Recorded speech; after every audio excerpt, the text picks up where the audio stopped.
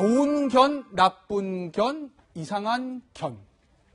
반려견 천만 시대를 맞았습니다. 대통령도 반려견을 많이 키웁니다. 그런데 우리 주위에 반려견 때문에 여러 가지 문제도 생기고 불쌍한 반려견들도 있습니다. 오늘 첫 번째 소식은 반려견, 애완견 얘기입니다. 네. 그들에게도 영원히 있다. 그러면서 많은 사람들이 정말 가족같이 함께 지내지만 또 여러 가지 사연이 있습니다. 함께 보실까요? 그중에 하나는 같이 지내는 애완견인데 왜 또 도살을 해서 잡아먹느냐? 이제 개를 사랑하는 분들의 주장이겠죠. 그래서 오늘 12일 초복을 앞두고 개 식용 중단을 요구하는 축제 행진이 지금 서울광장에서 한창 오늘 진행이 됐다고 합니다. 비가 오는데도 우리 개들 도살해서는 안 된다 이렇게 생각하시는 분들이 참 많은 거죠. 그렇죠. 개고기를 반대하는 친구들이라는 한 100여 명의 시민단체가 지금 모여서 지금 복날을 지금 반대하고 있는데 한자 복자가 사람인 변에 개견자를 씁니다. 네. 그래서 결국은 사람이 개를 먹어서 더위를 피한다라는 그런 잘못된 어떤 인식이 됐다라고 얘기를 하고 있고 네. 지금 이 복날이라는 게 네. 영어 단어로 BOKNAL 복날이 돼 있거든요. 네. 그만큼 이제 복날이라고 하는 게 개고기를 먹는 우리나라 습성이 반영되기 때문에 네. 이제부터라도 복날을 그만하고 개의 식용을 금지하자면서 지금 행사를 열고 있습니다. 잠깐 여기 한번 잡아주시겠어요? 이제 그만 잡수시 개. 뉴스뱅크에서 우자를 썼나 생각할 수도 있는데 잡수시 개. 왜 이렇게 썼는지 아세요? 이분들이 이 플래카드 이렇게 글씨를 써서 걸으셨습니다. 잡수시 개. 개를 이제 먹지 말자는 의미에서 저렇게 써서 저희가 자막을 저렇게 뽑았다는 거를 말씀을 드리고 다음 화면 좀 보실까요? 그런데 도살 방식에 대해서도 참 여러 가지로 논란이 많죠. 얼마 전에 이 전기 흐르는 쇠꼬챙이로 개 30마리를 도살해서 식용으로 쓰기 위해서겠죠. 이 목매달아 도살하기도 하고 공개된 장소에서 도살하기도 하고 같은 종류 동물 앞에서 도살. 그러니까 이제 개를 사랑하시는 분들은 개들은 감정도 있고 여러 가지로 모든 것을 보고 느끼는 하나의 개견체다 이렇게 얘기를 하는데 이 부분에 있어서는 위법이라고 하지만 개 30마리를 도살해서 굉장히 사륙했다라는 비난까지 듣는 이 케이스 같은 경우에는 무죄가 선고가 그렇습니다. 됐어요. 동물보호법 자체가 사실 좀 오래된 법이고 네. 90년대 정도에 만드는 법인데 그때 올림픽 때문에 만들어진 법인데 조금 애매합니다. 형도 작지만 조문이 어떻게 되어 있냐면 네. 목을 매다는 방법 등 잔인한 방법으로 살해했을 때 1년 이내 징역 또는 1,000만 원의 벌금입니다. 예. 목을 매다는 등이 포함해서 새꼬챙이로 30마리 감전했으면 잔인한 방법 같은데 네. 그 해석 범위에 포함을 안 시킨 걸 보입니다. 특히 축산물 위생관리법에 이게 전살이라 그러는데 전살이요? 경기로 살해하는 방법이 이게 있기 때문에 이거는 잔인한 방법이 아니기 때문에 무죄라고 지금 선고를 했습니다. 네. 근데 좀 이동 씨가 납득이 안 가는 부분이 있어요. 목 매다르는 거는 잔인한 건 맞는 것 같은데 공개된 장도 그렇고요. 쇠꼬챙이 감전은 그럼 안 잔인하고 좀 인간적인 겁니까? 이게 개에 관련돼서는 이게 식용으로 분류를 할 것이냐 말 것이냐 항상 기준이 엇갈리기 때문에 이런 엇갈린 판결이 나오는 이유가 되고 있습니다. 식용 여부. 네. 그러니까 이 대목에서는 식용으로 본 거죠. 식용이기 때문에 이 축산물 관리하는 그 소, 돼지, 닭 도살할 때 전기로 다 잡잖아요. 그리고 다른 동물이 보는 앞에서도 잡습니다. 개라고 해서 식용으로 이용할 때 다를 바 없다. 다만 그 식용이 아니라 그냥 살해를 목적으로 해서 다른 개가 보는 데서 뭐 살해를 했다던가 이런 방법을 썼다면 동물보호법에 위반 소지가 분명히 있었을 겁니다. 하지만 식용을 목표로 해서 저렇게 잡았기 때문에 어떤 방법을 쓰든지 아마 동물보호법상으로는 처벌하기가 좀 어려울 것으로 보입니다. 자, 지금까지는 저희가 불쌍한 개 얘기들 해드렸는데 이제 좀 문제가 있는 잔인한 개 얘기들로 내용을 좀 바꿔보겠습니다. 8년 기른 반려견이 7월 7일 밤 9시에 경사포 안동에서 있었던 일입니다. 78세 할머니가요. 키우던 풍산개에 물려서 도망가셨어요. 키우던 개입니다. 본인이 키우던 개. 근데 이 풍산개가 보니까 몸무게가 18kg, 거대합니다. 아우, 잔인해서 제가 읽기도 힘든데 얼굴에 피가 묻어있고 송곳니도 빠져 있었다는데 이게 본인이 키우던 개가 주인을 물어서 사망사고 일어나는 경우는 좀 흔하지 않는 거 아니에요? 상당히 드문 사례죠. 사실은 동물이 이제 그래도 풍산개가 상당히 똑똑합니다. 똑똑하기 때문에 맹견이긴 하지만 자신의 주인은 분간이 가능한데 그럼에도 불구하고 어떤 연유인지를 좀 더 밝혀봐야 될 부분 같지만 하여튼 혼자 살고 기르던 풍산개가 할머니를 공격해가지고 결국 할머니가 지금 사망한 그런 안타까운 사건입니다. 네.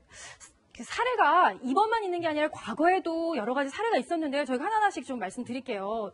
올 초에는 전철역에 난입한 이 맹견 때문에 사람들이 정말 기겁을 했던 일이 있었고요. 또 아이를 문 대여견 때문에 뉴스가 됐던 적도 있었고, 서울 도심에 맹견이 나타나서 정말 시민들이 도주했던 그런 이야기도 있었는데, 그 이야기 하기 전에 관련한 영상을 한번 보실게요. 참 사태가 심각하다 이런 느낌이 듭니다. 함께 보시겠습니다.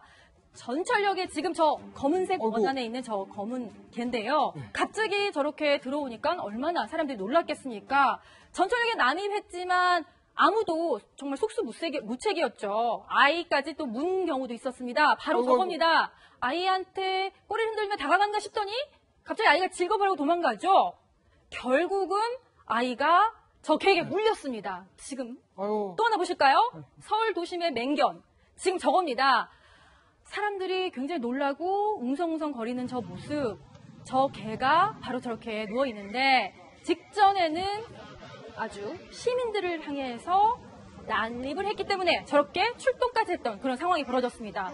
사람들이 되게 무서울 것 같아요. 근데 개들을 자극해서 그런 일이 벌어졌는지 사실 아이를 키우는 분들은 언제 어디서 나타날지 모르는 맹견 때문에 좀 두려울 것 같기도 해요. 결국은 이제 개를 이제 소유하는 소유자가 네. 목줄을 하거나 입막음화를 하고 가도록 돼 있거든요. 네. 배변 봉투 지참을 해야 되고 그것을 하지 않으면 가태료에 대한 처벌을 받는데 네. 그 문제는 그 목줄을 하지 않았기 때문에 다른 사람을 공격하는 경우가 생기는 겁니다. 네. 그럼 형사처벌 사유가 되고 아, 만약 그래요? 과실치상 내지 뭐 만약 죽었다면 과실치사도 가능한 상황인데 지금 같은 경우는 목줄을 아마 놓친 걸로 보여요. 아이고. 놓쳤던 것도 결국 동물의 소유자 내지 점유자가 지금 책임을 져야 되는 부분으로 보입니다. 네. 자, 방금 전에 박지원 변호사가 얘기했습니다. 맹견들은 목줄을 해야 된다. 저희가 보여드릴게요. 지금 동물보호법이 어떻게 되어 있냐면요. 맹견 6종류를 딱 규정을 해놓고 여기입니다. 다니시다가 이게 보시면 피해야 됩니다. 맹견 6개, 도고 아르젠티노 이렇게 생겼습니다. 아메리칸 핏불 테리어, 저는 처음 보는 개입니다. 다. 아메리칸 스탠퍼드셔 테리어, 로트와일러, 이름도 어려워요. 스탠퍼드셔 불테리어, 도사견, 요 6개 개들을 맹견으로 규정해 놓고요. 얘네들 데리고 외출할 때는 목줄과 입마개를 착용해야 된다. 하지 않으면 10만 원 이하의 과태료인데, 근데 이현정이요. 네. 이거 과태료 10만 원 하는 거 너무 약한 것 같다는 생각도 들어요. 이러다가 만약에 사고 나면 그 피해는 어떻게 합니까? 그 저기 보시면 이제 도고 아르젠티노 네. 같은 경우는 이 야생 동물을 주로 사냥하는 아주 네. 맹견입니다. 어이구. 그리고 아메리칸 pit불 테리어 같은 경우는 이제 스페인의 토종견하고 예. 영국의 불도그하고 이제 교배를 했는 그런 종인데 굉장히 또 이제 맹독 이 아주 용맹하기로 이름이 나 있고요. 네. 아메리칸 스탠퍼드 테리어 같은 경우는 영국의 불독하고 테리어를 교배해서 네. 투견으로 많이 사용을 합니다. 수견이요. 네, 그러다 보니까 지금 로드와일드 같은 경우는 이 노마 시대에 이제 소머리 견으로 많이 사용을 합니다. 호머리견이요. 예, 예. 그러다 보니까 굉장히 힘이 셉니다. 예. 네. 그리고 또 이 도사견 같은 경우는 사실은 이 몸무게가 100kg에 달하는 개도 있어요. 네. 근데 그러다 보니까 이 개들 같은 경우는 그러니까 외국에서는 이 개를 소유할 경우에 교육을 받아야 돼요. 예. 교육을 받고 그다음에 이 개 같은 경우는 특히 입막음이라든지 예. 그다음에 끈을 가지고 반드시 다녀야 되고 네.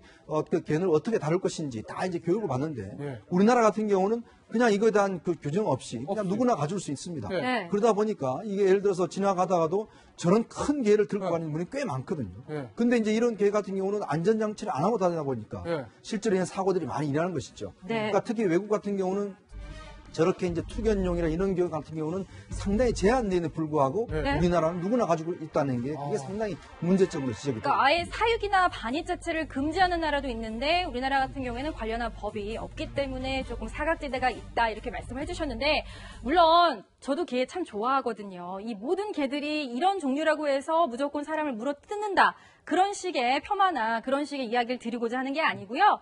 이런 개들 특히 어떤 타고나면서부터 어떤 습성이 있기 때문에 우리가 주의를 해서 사고를 미리 예방하자 그런 취지에서 저희가 이야기 전달해 드린다는 점을 함께 말씀드립니다. 그러면요 맹견을 만난다면 과연 우리가 어떻게 해야 되는지 함께 살펴보도록 할게요. 자, 내가 위협을 받고 있다. 상대인 개를 무서워한다라는 느낌을 주지 말아야 된다고 합니다. 그러니까 절대 뛰지 말라고. 아까 앞서서는 어린아이가 막 기겁을 해서 뛰잖아요. 그것이 개를 더 자극할 수 있다고 해요. 넘어졌을 경우에는 웅크리며 목을 감쌀 것, 그러니까 보호막을 치라는 얘기로 들리네요. 최대한 옆으로 걸으면서 안전거리를 유지해야 된다.